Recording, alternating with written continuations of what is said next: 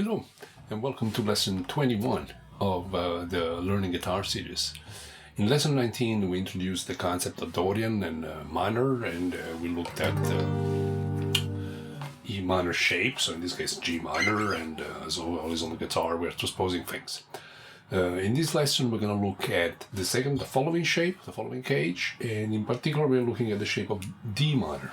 Okay, this is we know it has an open chord, and of course transposed. We're going to look at it in this position here, which is G minor. So now we have G minor, G minor, and of course you can transpose that in all possible keys. As always, this lesson comes from a PDF. I suggest you download it so you can follow, in kind of almost in real time what is it that we're talking about. I'm going to show it to you so we can see what's going on. So, once again, we have a bunch of exercises, all the arpeggios connected to this particular shape. And, well, as we discussed in the previous lesson, so lesson 7, and then when we looked at harmony and theory, we know that, in other words, that G minor Dorian is the same as F Ionian, so F major and G minor, because we are basically harmonizing an F major scale in this case.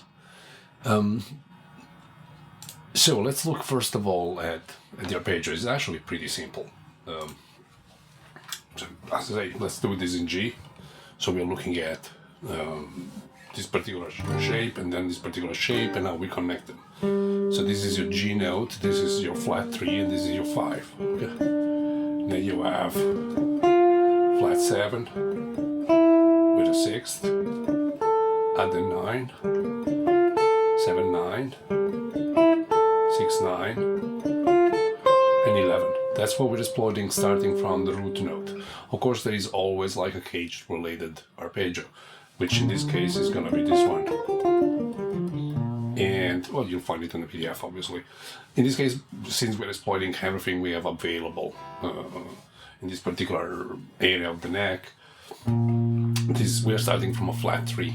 So the arpeggio is still 1, flat 3, 5, flat 7. But we have flat 3, 5, flat 7, root note, flat 3, 5, flat 7, root note, flat 3.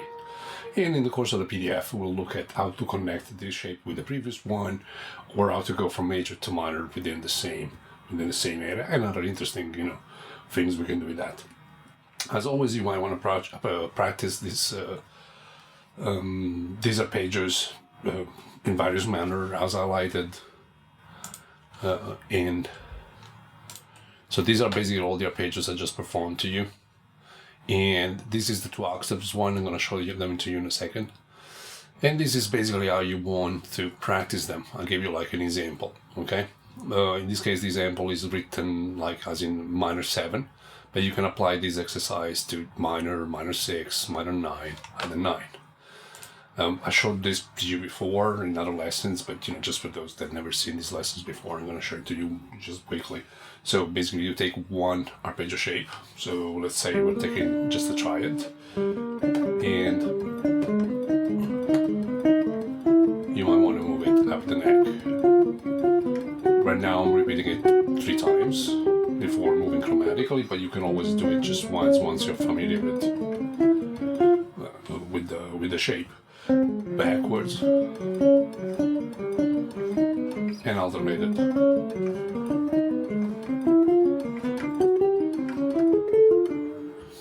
Same thing, maybe like you do minor 7. Of course, I suggest you do this with a metronome, slowly, okay? Or at least like at a speed where you find it comfortable and you don't make too many mistakes, right? Regarding 2 octaves, so what we're doing to achieve 2 octaves, we're connecting the first shape we started, so the G minor 1 with the D minor 1, with the E minor 1 with the D minor 1. In other words, say if I want to play 2 octaves of minor 7, I'm going to use the first octave from this shape, which is that we started in lesson 19, and then move up and play the second octave, which is, the same as to play within the same cage. But it's always good to be able to move across the neck diagonally, because you might be able to exploit 2 octaves and then 3 octaves. So, say for the triads, you end up with something like this: 1 flat 3 5, 1 flat 3 5. Or for the -7, you have this.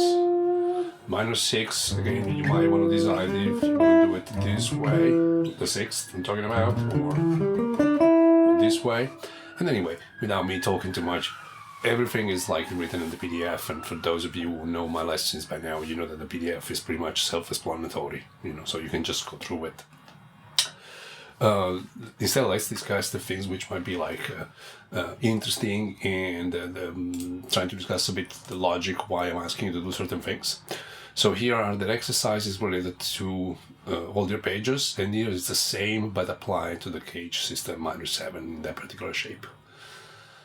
Group of 3, group of 4 instead goes back to this idea that I keep discussing, so that in order for you to develop phrases, which ultimately is subjective, at least when you're playing a solo, we start from an alphabet, and a triad is a piece of an alphabet, so it's just a letter A, B, C, D, something.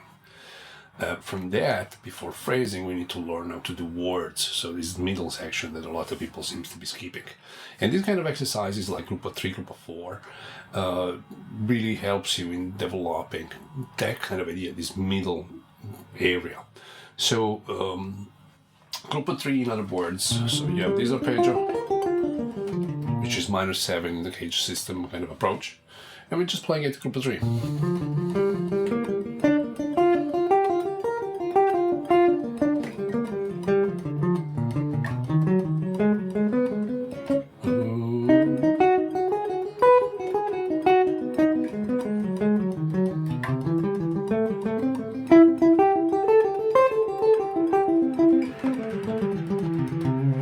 Group of 4 is the same, it's just group of 4 notes at a time.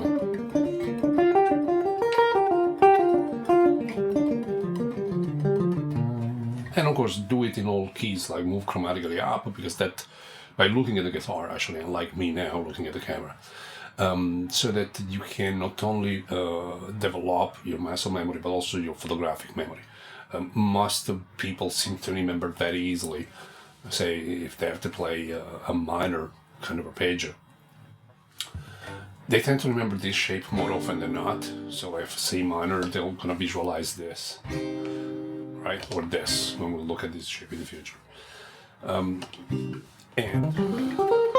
of course you have this, and we started this in lesson 19, but it's good that we start looking at also, so like if it's C, this is also C, right? This is the shape we're studying today, because this is C minor. Okay, in the shape of D minor. So we transpose it, that's C minor, that's our chord, and that's the arpeggio. At the end of this lesson, I'm going to show you how to practice so that we have this idea, alphabet, word, and then phrases. Let's keep going on the PDF though, so I'll show you the rest. So here we have from scale to arpeggio. So it's very useful because, of course, when you're playing, you're not just going to use either one or the other. And when we're looking at Dorian in this particular shape, this particular cage, this is the scale we're looking at. Okay, that's the chord.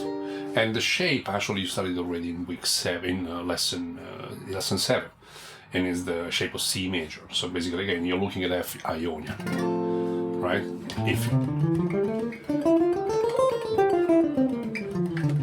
The way we looked at it in lesson 7. Now we're looking at it at Dorian. Same notes, but from a Dorian perspective. This is a second, because that's the root note. Second, flat 3, 4, 5, 6, flat 7, root note. Second, third, fourth, fifth, sixth, flat 7, root note. Second, or 9 at this point, flat 3, and 4. In terms of studying all the, intervals and group of 3, group of 4, that relates to the scale, They are all in lesson 7, so you can just keep doing those. There is nothing new under the sun there. I suggest you keep doing them. It's like these are triadic studies, or like intervals of fourths, and you know all this stuff by now. So what I'm doing now is the arpeggio. What we want to be able to do is to shift from one to the other. So a good exercise is maybe go down in the scale, come up with the arpeggio.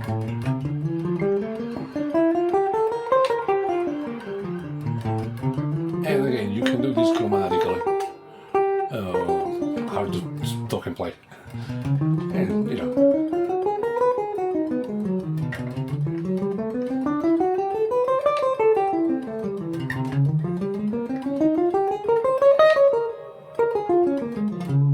same thing, reversed. So coming down with an arpeggio and up with the scale.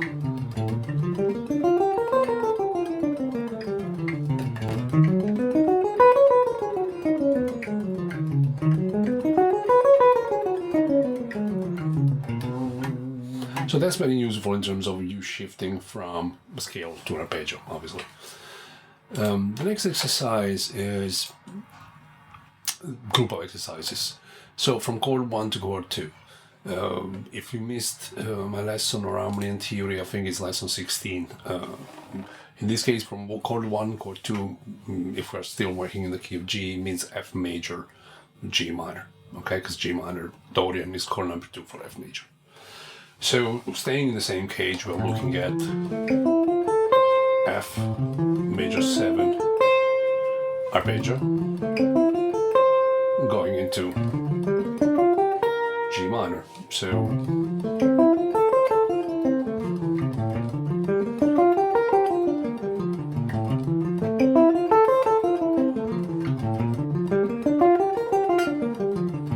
and you can do it like this, so down and up and then change the chord, or you can do it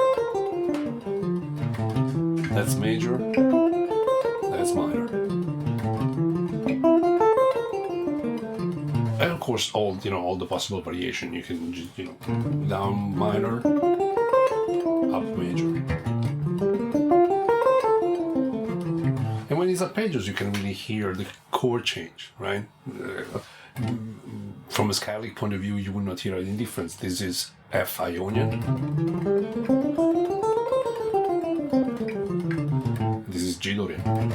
This is actually the same.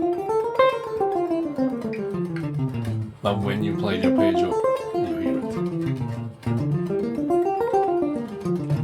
it. Okay? Next one. So a bunch of exercises for that. Practice from major to minor. So in this case, instead, we are kind of training G, Ionian G major to G minor.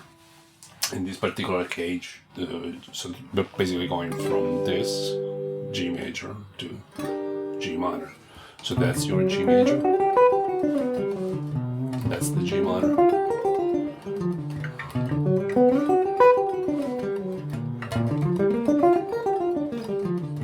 And again, you can do it in different ways. You can do, down and up, or alternating them. I wrote both the version in the PDF.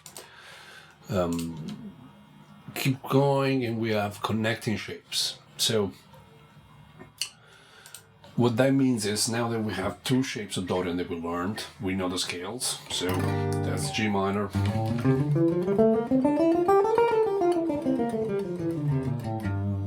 and also this is G minor.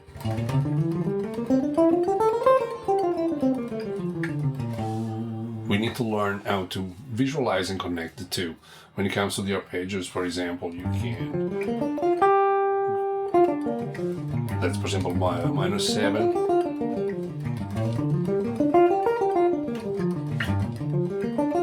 that's one, that's the one we are studying this week, or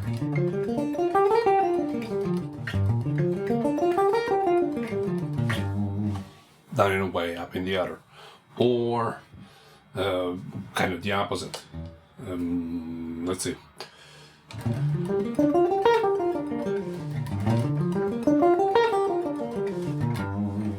Okay, and this will help you kind of move across the neck when you're playing in the same key. And when we did, I think it was lesson 7, and we connected also with scales. So this applies to the arpeggios in this case, and mainly focus on the arpeggios because the scale we started them already. But the same applies. So you have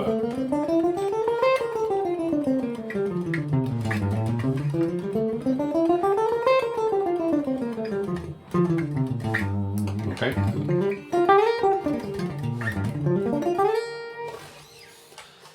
So I hope you're understanding the logic of what you will find and why we're finding it. So far, we looked at the idea once we studied all the arpeggio shapes, okay, of the first part of the PDF. How to move from the arpeggio to the scale, so bunch of exercise for that. How to move from chord number 1 to chord number 2, so we are diatonic, we're going from F major to G minor. And now to connect the shapes, so we're still in G minor and we're just moving across the neck. And now, like the latter part of the PDF was back to what we discussed about 3 notes per strings, which we did when we did scales. I'll show it to you. So all this part here.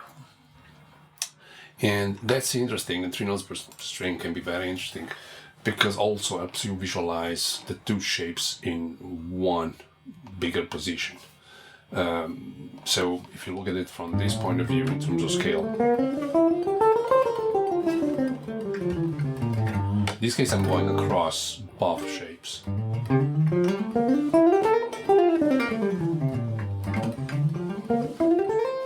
And of course I can see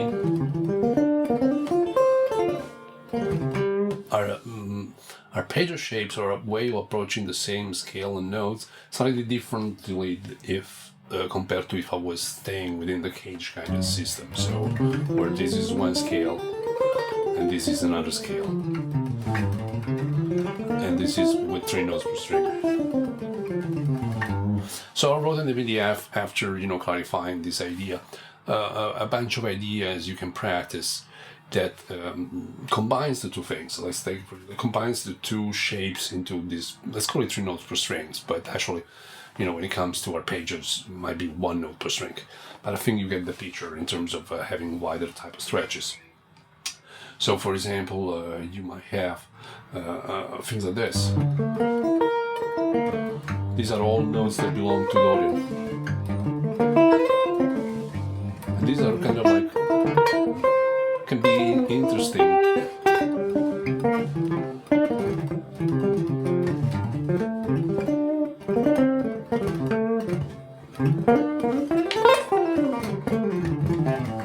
Can be very interesting in terms of having a different point of view on the same stuff. So that's why I added a few examples, like things that I like to practice. I mean, like to look into, like these are all 1 note per strings or 2 note per string, or this is a 2 note per string approach using stretches that looks like basically this.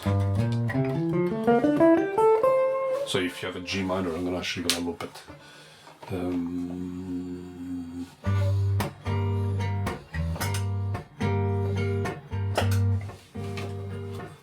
So you can have these kind of sounds.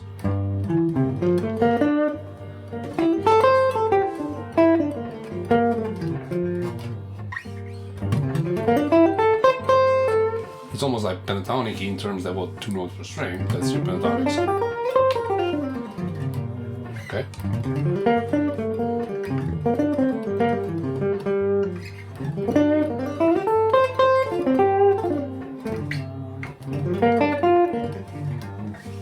That kind of ideas, so which might be interesting to develop, and with regards to the PDF, that's pretty much it. So in other words, what we're discussing here is the second shape in the Dorian series, how to connect it, how to pass from Ionian to Dorian. So like what I wanted to give you, it's a demonstration of how to go from this idea of words to this idea of phrasing. This is going to involve limitation. I showed you, I guess I might have showed you this before, but again, for those of you who have never seen it in my lesson, so you get an idea. Let's take, for example, just the triad, G minor triad. In the only two shapes we studied so far, okay? So that's a triad. 2 octaves, obviously. That's the other one. And let's say that I practiced it, I did all that kind of stuff, okay? Now before, I'm gonna spend some time, like say like a minute with a backing track, the loop in this case, and just try and play using only that, okay? Let's see what happens.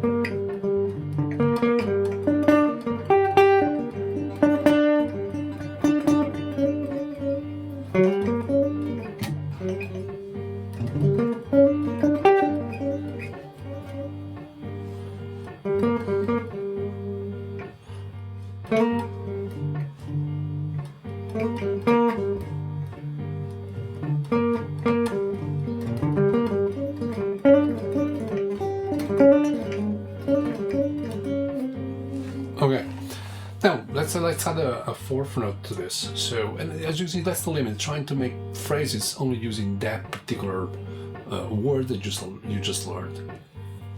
Let's do it with minor 7. Okay? Yeah. So I have this, and I also have this. That's minor 7. That's minor 7. Second octave. Of course, that's the root note.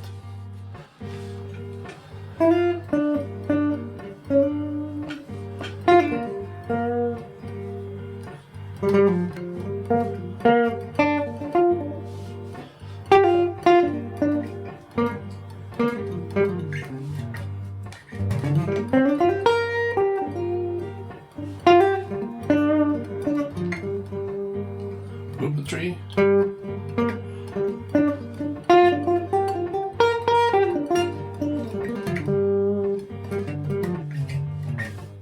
Sliding into notes.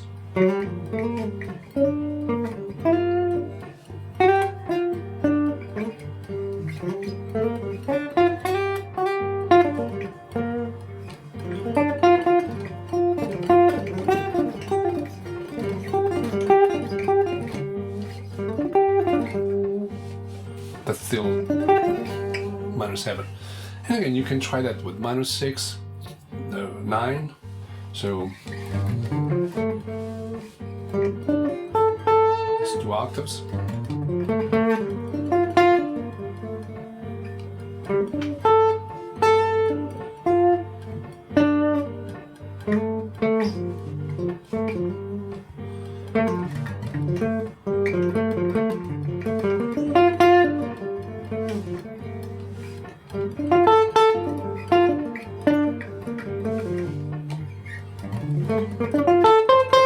Sorry, 11, sorry.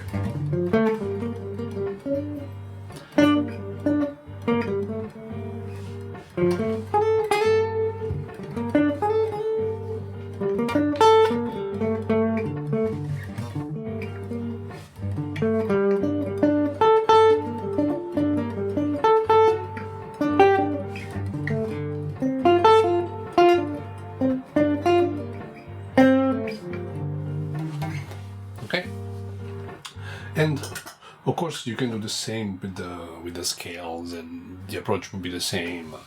You know, the idea is to try and do things having as little possibilities as possible in a way. So just use one single arpeggio, and so now that single arpeggio becomes a word, because of course like a song may have chord changes and more, and so from that it's going to become phrases. And we discussed phrases, I don't remember which lesson, but this is the idea of using repetitions and stuff. What else there is more to say? Of course, like I'm uploading shortly. I'm uploading also like a backing track you can use for this to practice, and some of the exercises actually you can practice to the backing track. All the ones that don't have really chord changes. The backing track is gonna be G minor to C. What I call the Santana progression. Is basically something along those lines, right? And the reason that's the backing track is because, of course, like we're doing Dorian, and as we know that when it comes to the scale, the notes are exactly the same as F Ionian, and so it's normal that someone might wonder, okay, if it's the same note, why do we bother? Of course, from a chords point of view, it's understandable because these are minor chords, and also from the point of view of the arpeggio. Okay, because the arpeggio is spelling out the chord in single notes, so you can really hear it minor. But when it comes to the scale, this is actually the same note. And I discussed with you on lesson 19 how sometimes, because a progression wants to resolve in minor, to have, in this case, a Dorian approach to it might give you a more sense of more how your phrasing wants to resolve. So this particular progression, like the Santana one, is a 2/5, basically. That's what it's called. And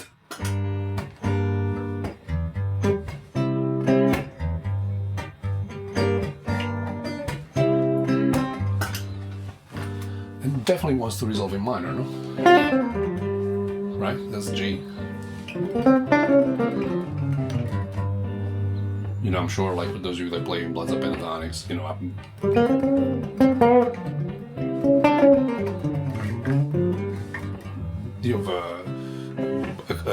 you're used to this kind of feel in the playing, this resolving in minor, and that's where Dorian comes in, because Dorian is adding 2 extra notes to your pentatonic, right? That's the 6th and 9, which are the 2 notes we're adding basically to a pentatonic. This is the new shape, right?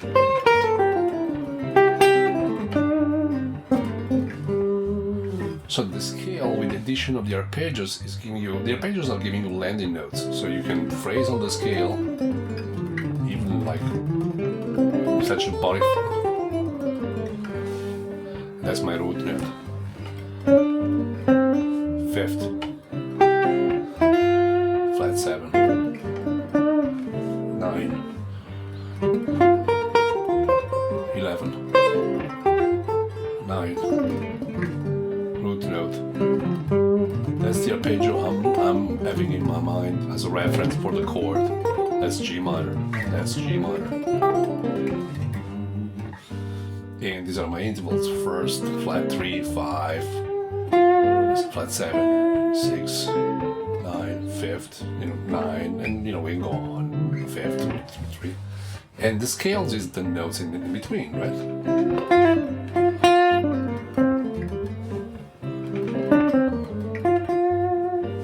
So we can take, for example, again the same idea we did before, just to try it. Actually, let's do minor 6 arpeggio, right? With a 9.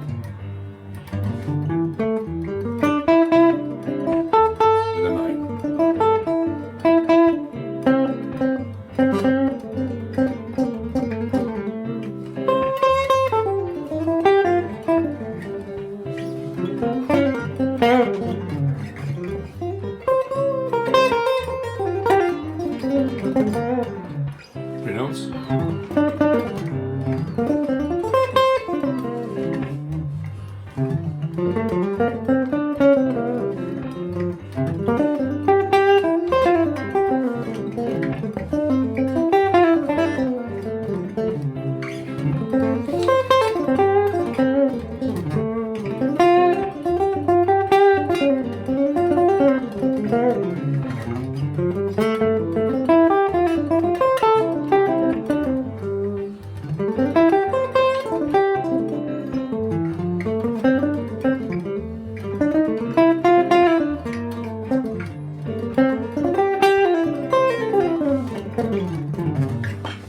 That should give you an idea. Well, so this idea that approaching it from a Dorian perspective, even if it's still F major type of they're the same note, right? As in F, G, A, B flat, C, D, E flat, E, and F. But approaching it from a Dorian point of view, and so the arpeggios that comes with it and the scales gives you a resolution point. Beat root notes, thirds, fifths, sevenths, nines, depending what kind of style of music you're playing, obviously, right? As I say, like those that play pentatonic scales. Oops. They're kind of used to that. That's a sound, you're probably more used to than anybody else. Actually, funny enough, I have a t-shirt that says about pentatonics, right? Anyway, this is it for this lesson. I think, don't forget to download the PDF, and I'm going to put a link to the video where you can have the backing track. It's a proper backing track with bass drums. And of course, for the, if you want to support this series of lessons that I'm putting together, you can do so on Patreon. It's very much appreciated if you want to contribute. And for advanced supporters, be on the lookout. I'm going to upload the same backing track in all 12 keys so that you can practice, this kind of exercises. Not necessarily always like in G minor, but E flat minor, depending on how much time you have to practice. But I would change key probably on a daily basis. I'm filming this on the 31st of December, so I take also the opportunity to wish everybody a happy new year. Hopefully, hopefully like a simpler year than the one we've just been through.